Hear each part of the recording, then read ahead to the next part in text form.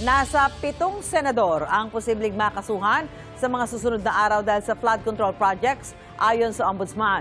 Inihahanda na rin daw ang mga kaso laban sa ilang congressman. May unang balita si Joseph Morong. Is it because, Madam Chair, they're in a hurry because of news reports that probably 2 of our colleagues might land in jail this weekend?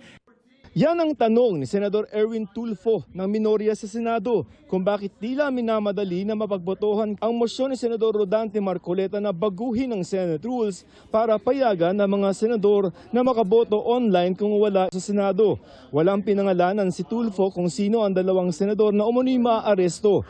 Nauna nang sinabi ni Ombudsman Jesus Crispin Remulla na kakasuhan ng plunder si Senador Jinggoy Estrada kaugnay sa pagtanggap umano niya ng kickback sa mga flood control project. Sunod na raw sa kanya si Senador Joel Villanueva. I think there are at least 3 more senators. So, Cheese, Villanueva, Estrada, may 3 pa po.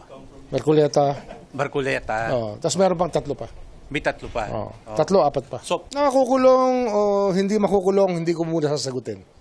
Magdarating tayo dyan. Si Marcoleta na nagsulong ng pagbabago sa Senate rules, pinakakasuhan ng plunder, indirect bribery at paglabag sa batas laban sa pagtanggap ng regalo dahil sa pagtanggap niya ng 75 million pesos na donasyon mula sa 3 individual, bagay na hindi idineklara sa kanyang salin. Si Escudero na pinakakasuhan rin daw sa pagtanggap umano ng 586 million pesos na kickback mula sa flood control projects, nagsumite na ng kontra salaysay sa Ombudsman. Sina Escudero, Estrada, Marcoleta at Villanueva kapwa mga majority senators. Kaya sabi ng kasamahan nila na si Senador Amy Marcos, solid kami. Yun nga lang, yung kinakasuhan, yung hinahabol, kung ano-ano talaga ang nangyayari, yan ang problema. Palibasa nga, buo kami, siguro may nagnanais na buwagin. Maraming nagtetext sa amin, taga-DOJ, taga-OMB, na sinasabi na kaming lahat, yung 13, nagke-case build up na raw. Hindi. Ano yan?